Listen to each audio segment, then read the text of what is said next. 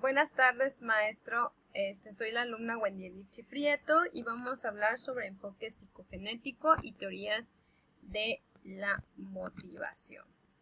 Bueno, vamos empezando a hablar sobre el enfoque psicogenético y se refiere al estudio del conocimiento. Conoce las etapas más elementales de la construcción progresiva del conocimiento. También se define como constructivista porque el objetivo del estudio es el origen y la transformación del conocimiento. Jean Piaget, él empezó también queriendo descubrir qué era la inteligencia. Él quería saber cómo se va del estado menor del conocimiento al estado mayor del conocimiento. Es decir, cómo va del nivel elemental a nivel superior. La epistemología genética es la formación del significado del conocimiento, es decir, que estudia cómo se va formando esas etapas del conocimiento de un nivel elemental hasta un nivel superior. La epistemología genética se divide en dos métodos, en el método histórico y en el método psicogenético. En el método histórico, pues como lo dice, es un estudio histórico que va, pues, estudiando, vamos a la redundancia, las etapas del desarrollo y llegan a lo que es el conocimiento científico. También tenemos, por otro lado, tenemos el método psicogenético, que es el estudio del conocimiento, pero por las etapas elementales. Estas etapas elementales hacen una construcción progresiva del conocimiento, ¿sale? Y ese conocimiento hace proceso o tiene procesos.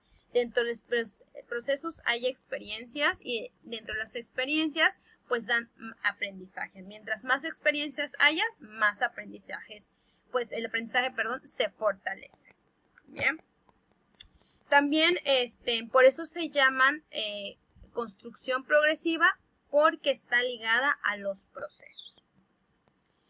Y bueno, ¿cómo empezó a conocerse este proceso de constructivismo o de construcción?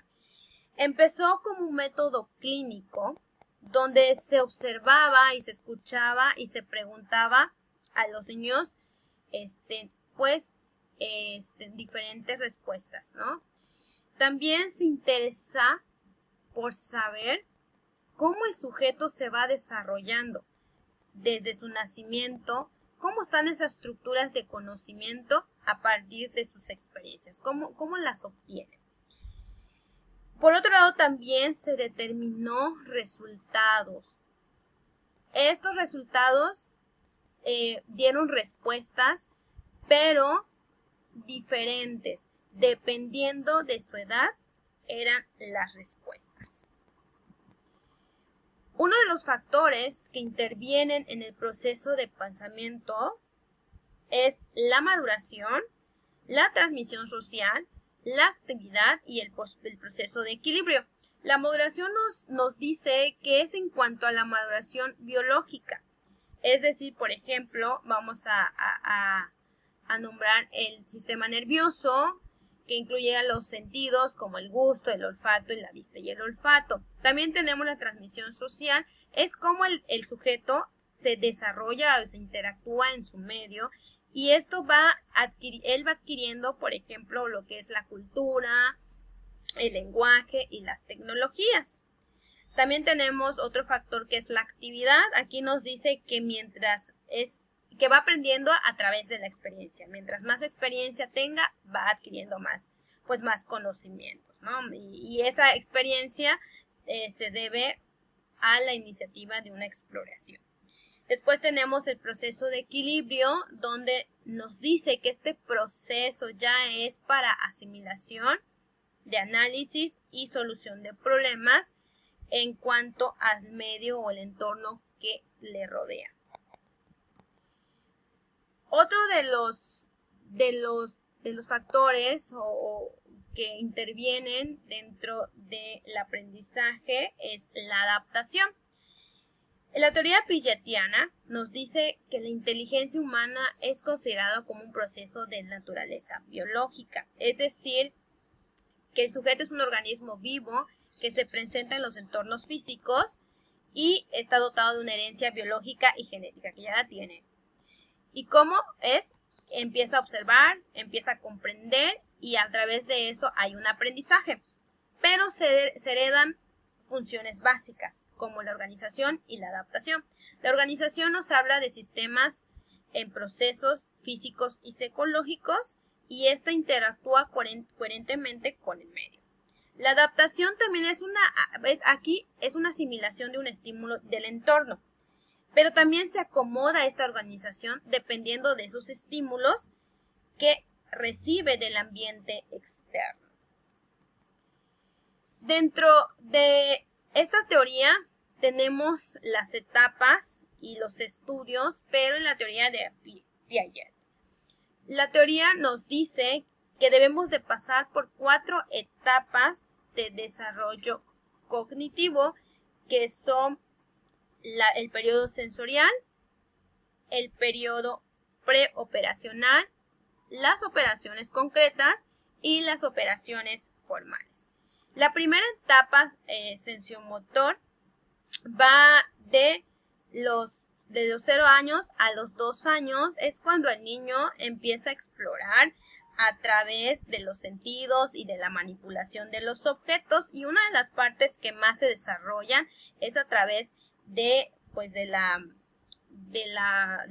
sensibilidad de la boquita, ¿no? Que a través de ella empieza a explorar todos estos objetos. Después tenemos la etapa preoperacional, que va desde los 2 a los 7 años, donde el niño empieza a desarrollar pues lo que es la memoria, empieza a utilizar la imaginación y bueno, también son capaces de comprender algunos símbolos y ya empiezan a diferenciar entre ideas del pasado y futuro.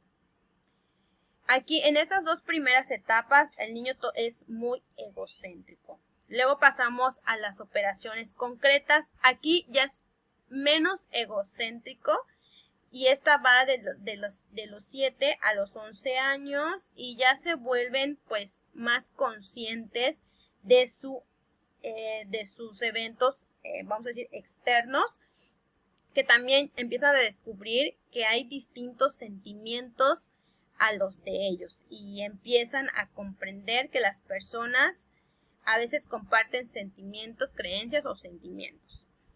Después tenemos ya las operaciones formales, es donde el niño empieza a desarrollar pues la lógica. Aquí va de los 11 años en adelante, también empiezan a resolver lo que son problemas del mundo que les rodea. Dentro del conocimiento de las ideas de Piaget, nos permite hacer o nos sugiere presentar diferentes hechos comprobables, que debemos tomar en cuenta para el conocimiento. Primero es considerar la edad cronológica del sujeto, como lo acabamos de ver anteriormente, realizar un diagnóstico de los saberes para poder diseñar las secuencias didácticas con el objetivo de ampliar pues los nuevos saberes, emplear el lenguaje habitual, acompañar el conocimiento del vocabulario matemático, es decir, que el lenguaje se adapte dependiendo de la edad y la etapa del niño. Y uno de los ejemplos es el vocabulario matemático, es decir, pues yo no le voy a hablar a un niño de 5 años a un vocabulario que ya pueda comprender un niño de 12, ¿no? Entonces, hay que adaptar el lenguaje dependiendo de la etapa del niño. También nos propone que las consignas o las tareas sean breves, claras, para que ellos puedan identificar y solucionar los problemas de la propuesta. Por último, tenemos que debemos utilizar situaciones problemáticas, contextualizadas y cercanas a la realidad del sujeto, y de hecho esto lo viene platicando, se viene aplicando o nos pide la nueva escuela, hacer mucho hincapié que todos los problemas sean contextualizados del niño, ¿no? Que sean en el entorno contextualizado al niño. Otra de las teorías importantes que intervienen mucho en el proceso de la educación es la teoría de la motivación, que representa un proceso que despierta, activa y dirige y sostiene el comportamiento y el rendimiento.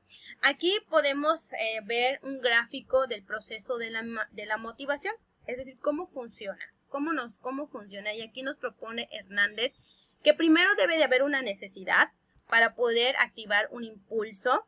Este impulso se empieza a accionar y obviamente esta acción obtiene una recompensa.